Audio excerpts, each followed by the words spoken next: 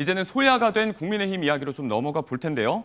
자, 저희가 준비한 소식을 이야기하기 전에 조금 전에 들어왔던 권성동 원내대표, 대선 패배 책임을 지고 전격 사퇴 선언을 했습니다. 발언이 들어와 있는데 먼저 몇 마디 들어보시고 이야기 나눠보겠습니다. 6월 3일 제21대 대통령 선거에서 국민의힘은 패배했습니다. 국민들께서 내려주신 매서운 회초리를 겸허하게 수용합니다. 아울러 우리 김문수 후보에게 지지와 성원을 보내주신 모든 분들께 깊이 감사드리며 기대에 부응하지 못해 정말 죄송하다는 말씀을 올립니다. 국민 여러분의 지지와 성원에 부응하지 못한 점에 대해서 다시 한번 진심으로 사과드립니다. 저부터 깊이 성찰하면서 뼈를 깎는 최선의 노력을 다하겠습니다. 원내대표로서 저희 책임이 결코 가볍지 않습니다. 그 책임을 회피할 생각도 그리고 변명할 생각도 없습니다.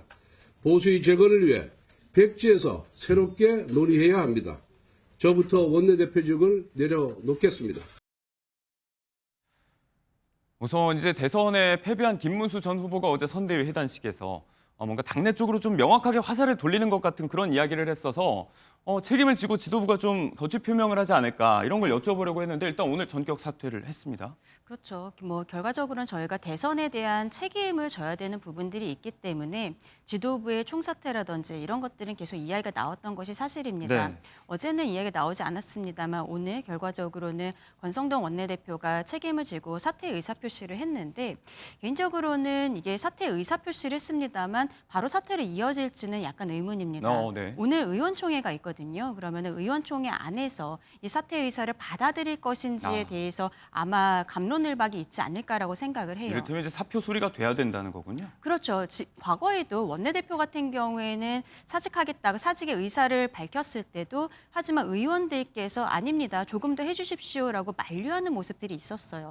그러면 오늘 의원총회에서도 그런 생각을 가지신 의원들도 있을 것으로 보이고 다만 또 여기에 대해서 책임을 가지고 오히려 지금 사태가 늦었다라고 생각하시는 의원들도 분명히 있을 거라는 생각이 드는데 아마 오늘 의원총회 안에서 권성동 원내대표의 거취 표명에 대한 결정이 나오게 되지 않을까라고 생각합니다. 김문수 후보도 앞서 이제 후보 교체 내용에 대해서도 앙금이 좀 남아 있는 것 같은 이야기를 했고 지금 친한계 일각을 중심으로도 원내 지도부에 대해서 계속해서 책임을 지란 얘기를 해왔잖아요. 그렇다면 잡음이 좀 있을 것 같은데 결국은 다시 추대로 결론이 날지 어떻게 예상을 하세요? 그러니까 추대를 생각하시는 분들도 있을 거고 다만 오히려 권성동 원내대표가 지금 사퇴하겠다라고 한 것이 늦었다라고 이야기하는 것이 특히 친한계 의원들께서 하시는 말씀이기 때문에 오늘 굉장히 좀 갑론을박이 있을 거라고 생각을 합니다. 하지만 여기에서 저희가 쇄신하는 모습, 반성하는 모습들을 보여야 된다는 것에 있어서는 대의는 함께할 것이라고 생각하는데 그러면은 그 부분에 대한 이야기들이 오늘 좀 집중적으로 있게 되지 않을까라고 생각을 하고요.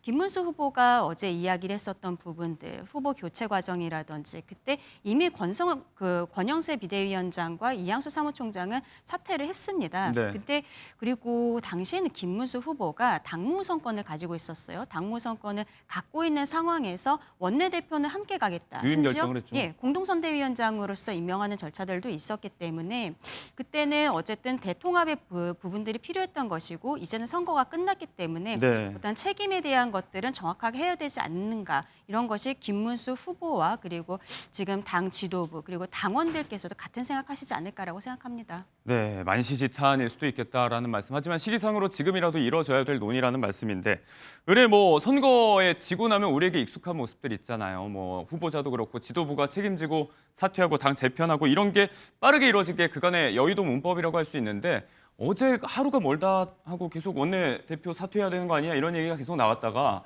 결국은 또 사퇴를 했는데 이거 밖에서는 어떻게 바라보고 계십니까? 저는 이건 당연한 수준이라고 생각을 합니다.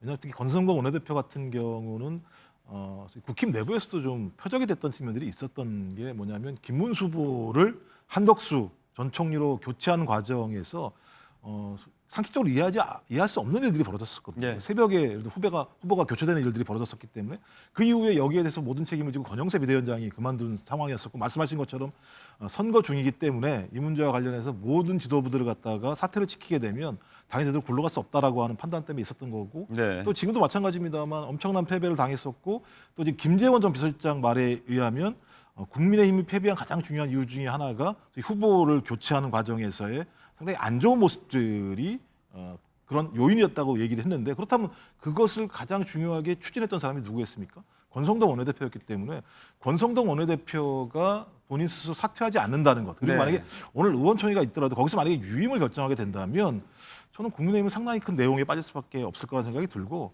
적어도 원내대표가 모든 선거에 대한 책임을 지고 본인이 사퇴를 결정했으면 그 어떤 원내대표의 충정에 대해서 국회의원들이 다 수용을 하고 예. 어떻게 하면 쇄신으로 갈 것인가라고 하는 부분들을 통해서 국민에게 새로운 가능성들을 보이는 것이 전반적으로 지금까지 모든 정당들이 치유해왔던 선거 패배 이후의 수준이 아닌가 생각이 들어서 저는 그런 길로 갔으면 좋겠다 이런 생각을 하게 됩니다. 일단은 권 원내대표의 거취 표명이 있었고 결론이 어떻게 이어질지는 오늘 오후에 이제 의총까지 결과를 좀 지켜보긴 해야 되겠지만 의총이 지금 열리고 있는 건가요?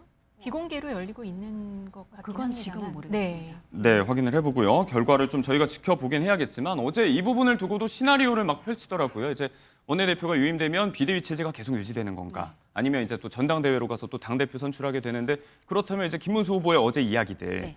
해단식에서 했던 이야기들이 일종의 뭐 당권 도전의 출사표 아닌가, 이런 분석도 굉장히 많이 하더라고요. 그렇죠. 그리고 김문수 후보가 어제 사과의 메시지가 나왔던 것이 대선 과정에서 나왔으면 더 좋았을 것 같다라고 말씀하시는 분들도 많이 있었고, 이러한 메시지가 나온 것 자체가 다음번 전당대회를 지금 염두에 두고 있는 것이 아니냐라는 말씀도 많이 나오는 것이 사실입니다. 네. 근데 지금 저희 국민의힘이 전당대회를 치를 수 있는 상황인지에 대해서는 저는 개인적으로 좀 의문이라고 생각을 합니다. 왜냐하면 이제 6월 18일이 되면은 이재명 대통령의 파기환송심 재판이 열리게 되거든요. 예. 그러면은 그 이전까지 아마 민주당 입장에서는 이 기일 자체도 아마 변경 신청을 할 것이지만 법안을 처리하려고 할 거예요. 그리고 오늘 당장 뭐 특검 법안, 내란 특검이라든지 예. 이런 법안들을 처리하겠다라고 이야기를 하고 있는 가운데, 저희가 전당대회나 이런 것들을 준비하게 되면은 하나로 모여야 되는 에너지들이 좀 분산이 될 수 있는 부분들이 있거든요. 그래서 여기에 대해서는 일단은 비대위 체제를 조금 더 가야 되는 것이 아닌가라고 저 개인적으로는 생각합니다만, 예. 아마 이 부분에 있어서도 오늘 있을 의원총회에서 어느 정도의 이야기들은 나오게 되지 않을까. 다만 이거는 전당대회를 할지 안 할지 여부는 오늘 하루 만에 결정될 수 있는 상황은 아닐 것이라고 생각합니다. 우선 대선 패배에 승복한 김문수 전 후보 이야기를 했습니다만, 어제 오전에 운동도 하고 좀 빠르게 일상에 복귀한 모습에 오후에는 선대위 해단식에 참여해서 조금 전에 말씀드렸던 것처럼 작심하고 몇 마디를 좀 길게 했습니다. 그 발언을 좀 추려봤습니다. 듣고 오시죠. 이번에 이 선거를 하면서, 그리고 정말 국민들이 대부분이 원하지 않던 이재명 대통령이 오늘 취임을 하게 되는 과정을 보면서 역사는 이렇게 가는구나 생각하고, 제가 왜 이렇게 되었을까를 깊이 생각을 해봤습니다. 정치라는 것은 목표도 중요하지만 그 수단이 매우 중요한데, 전혀 적절치 않은 수단을 이렇게 쓰게 되도록 우리가 그냥 말릴 수 없었던 것, 또 그것을 제어하는 힘이 우리 내부에 없었다는 점에 대해서 매우 큰 문제가 있다고 저는 생각합니다. 그래서 우리 당이 당내 민주주의가 무너졌다고 생각합니다. 민주주의가 완전히 사라져버렸습니다. 삼척 동자가 보더라도 말이 안 되는 방식으로 우리가 공직 후보를 뽑지 않았는데. 이게 나라냐? 김물 어디와? 우리들이 간첩이는 거야?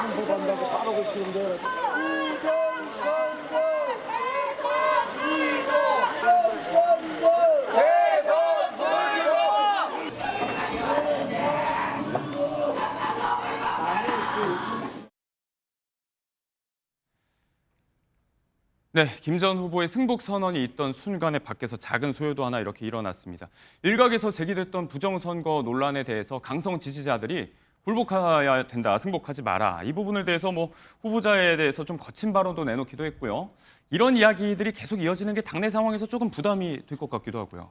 네, 이미 선거는 끝났고 뭐 부정선거라든지 이런 것에 대해서는 김문수 후보 스스로가 선을 그는 메시지들이 나왔었기 때문에 네. 더 이상 저희가 여기에 대해서 말씀드릴 필요는 없을 것으로 보입니다. 승복을 했으니까 일단. 예, 오히려 이 부분에 있어서는 저희가 앞으로 국민의힘이 반성하고 쇄신하는 모습들을 보여드리는 가운데 있어서 여전히 저런 생각들을 가지고 계신 당원들이 계신 것도 사실이거든요. 예. 어떻게 설득해 나갈 것인지, 문제가 있다면 이것들을 어떻게 풀어나가야 될 것인지 그런 방향으로 가야 되지 않을까라고 생각합니다.